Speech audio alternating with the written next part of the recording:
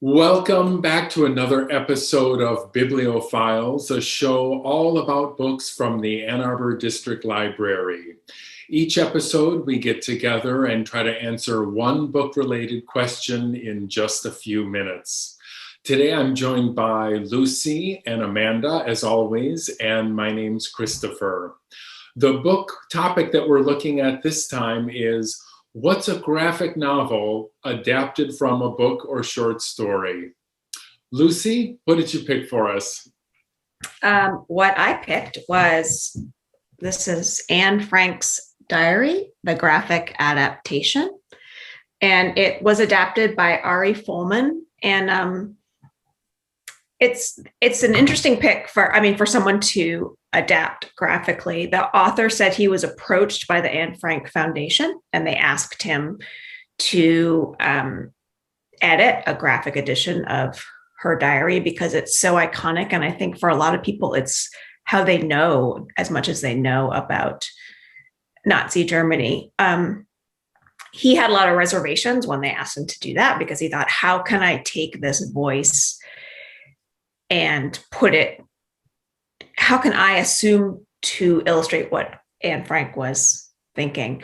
And also, had he stuck with exactly what she wrote, he would have had like 3,500 pages of a graphic novel. So he had to think a lot about creating amalgamations where, like, in the first bit of this story, Anne and her sister are in this annex and they're really not getting along. They're very different, but he took like 10 days and condensed it into something where it's just like, I don't know how much you can see it, but it'll be like Anne having a temper tantrum and her sister being all calm. So like graphically, he was really able to condense time in an interesting way. And then as her story goes on, I don't know if you guys have read Anne Frank's diary, but it's really amazing her voice, how she kind of grows and matures. And she was so insightful and so self-aware for a 13-year-old and then like a 14-year-old.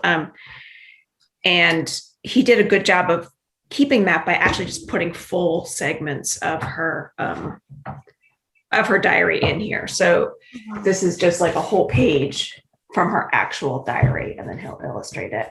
So where she was really starting to get sort of profound and really introspective, he kept the feel of that. And so I think it did a great job conveying her story, and the graphic adaptation was really powerful.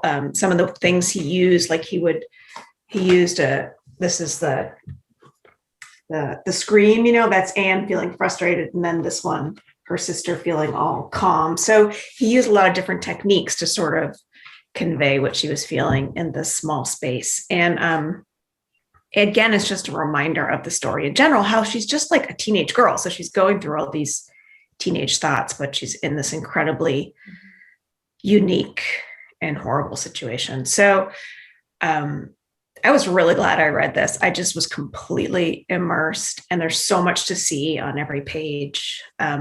He just did a really respectful and good job of continuing to tell a story that I think should be told over and over again. So that's the graphic adaptation of Anne Frank's diary. So Amanda, what did you pick? Cool. Well, the book that I chose is Speak, the graphic novel. The novel itself was written by Laurie Halse Anderson in 1999. So it's over 20 years old, the original book. And then the graphic novel was written by Laurie Halse Anderson. And then the pictures were done by Emily Carroll. And the book itself is very pretty. It's all black and white illustrations. The illustrator does a wonderful job. But kind of what Lucy was mentioning is it's very interesting. And this also is a dense topic. I guess I'll go into that first. So the book itself is, there's a 9th grade girl named Melinda, and before school starts, she's sexually assaulted at a party, and she calls the police, and the police come. She never tells anybody. She's too upset and freaked out. She doesn't say a word, and she leaves. And then when school starts, she becomes an outcast because she called the cops on the party. So not only is she dealing with the sexual assault that happened, but she's in ninth grade. It's typical high school situations and scenarios are happening all around her. But the novel is called Speak because she's not using her voice. She can't tell anybody what happened. She also just doesn't speak about most things to most people. She just kind of keeps to herself as she's going through these emotions.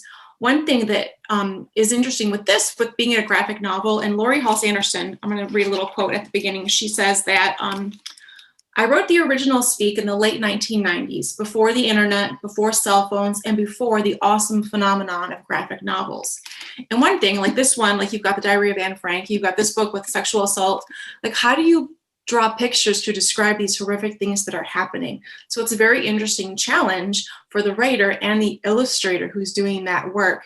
For this, the young girl, Melinda, she is in an art class with a really great art teacher. And so the book has there's a lot of art, and the way she's able to say anything, not that people are picking up on what she's trying to say, but she is expressing herself through art. So that's a really cool tie-in for a graphic novel because she gets to express herself and you can see how she's visually trying to express. And through the book, she has to draw all these trees for her class. And so the covers of all the novel, all the covers of the book versions have this tree. So it's just a very interesting representation of, it's a heavy topic. The book was written for teens and the graphic novel are both written for teens. But again, it's with caution because there is a heavy topic. And I did not read the novel version. It's been on my list for like many, many, many years. But again, it's just that book with that heavy topic. It's like, do I want to read what happens to this girl? And then knowing this episode was coming up, I was like, you know what? You also wanted to read the graphic novel of that book. Why don't you grab that and read that? So I did. I grabbed it and I read it. And again, I'm grateful for this show because I may have put it off even further. And I was able to get through the book. It's not, even though it has this heavy atmosphere of like this sexual assault that happened to her, now she can't speak. And now she's ostracized in this high school. And then even when she starts to slowly try to tell people, they still don't want to listen to her. They want to defend the guy. But yeah, so I was grateful that I was able to read the book. But so even though it is dark and it is heavy, it's still peppered with these bits of humor of her observations of things that are happening in school. Like she talks about the different teachers, she talks about different cliques in school, and some of these nice little cutesier observations of like just typical high school. So me, or as a person who's been through high school, it's like, okay, yeah. So it's just kind of interesting. And I thought it was really cool. And I think that it was very well done as far as the pictures are very moving. I like that it's all black and white. I think the blackness in the pages, on pages when she's talking about something darker or remembering things, those pages are definitely more not violent because of the topic, but they're just more in your face and they're darker and sharper. And you can just the change of the color or the more black in the page, you just get that visceral response to this, what's being talked about on that page. And there's not a lot of it. Like, there's this cloud of what happened to her. But again, she's not speaking. So it's her going through her everyday life with her trying to live in her house with her mom and dad fighting in her school and nobody wants to talk to her. She can't talk to anybody. She doesn't want to talk to anybody. Anyways, I'm all over the place. So the book was written over 20 years ago. And this book was published in 2018. And the thing with Laurie Halse Anderson is she's like, that book, I wrote it over 20 years ago. That is still happening today, So that's what's interesting about getting back and doing the novel again in 2018 is just looking at how little has changed, But the book itself was one of those books that was assigned in high schools. And it's also one of those books that's like, it's controversial. It's on lists. So like, don't read it. It's awful. But it's also on lists for like, this book is amazing. Young girls need to read this, which I think is always a sign of a good book. Those challenge books are the ones that are like, okay, there's something in it they don't want me to read, but I do need to read it. So anyways, that is Speak by Laurie Halse Anderson, the graphic novel version, pictures by Emily Carroll. Christopher, what do you got? Another dark novel? Not necessarily, but I wanted to read something new to me. And most of what I have read in the past and a lot of what I bring to the show is books that have some kind of Slavic tie. And I can always grab one of those because I'm always so excited about them, and that's what I know best. But this time I decided to try something that was new to me.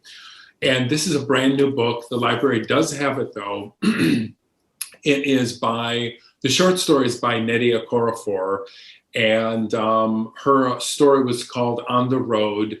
This is a graphic novel adaptation of that called After the Rain, written by John Jennings and illustrated by David Brame. I am sorry to say I had never heard of Nnedi Okorafor before, but she wrote the Binti trilogy. She has a new, she has a book that's, I think, being picked up by HBO called Who Fears Death, something like that. So she's exploding right now. The graphic novel is the story of a Chicago cop who returns to see her relatives in Nigeria, her grandmother and great aunt. And she has this, well, I wouldn't say she goes on a spiritual journey. She has this encounter with a spirit that is, it turns out, well, I don't want to say too much about the ending, but there are a lot of horrific elements to this. It turns out okay, but it's really illustrated in an interesting way, almost claustrophobic on the page, because you can feel things closing in on her as she kind of gets trapped in some sense. And there's not a lot of, I guess there's not a lot of plot that goes on, which I really like. So there's a lot of visuals on the page, and it's really about her encounter. Really, the whole thing is her encounter with this spirit, and then a revelation. She dredges up a memory from her life, and the two kind of tie together at the end. So again, it's a very visual story and really interesting, and I was so happy to be clued into what she's doing, and I look forward to her other stuff a lot. I can just show maybe a quick example of, you can see that all the space on the pages is really filled in. That's just a page at random, how there are these kind of tendrils from the spirit world reaching out to her. So that is After the Rain by John Jennings and David Brame, based on a story by Nnedi Okorafor. So what we've got coming up next time is a book about music. And you can join us then. We'll be back in a week, and we look forward to hearing your comments. And if you have read a graphic novel based on a short story or book, we'd love to hear from you. Take care.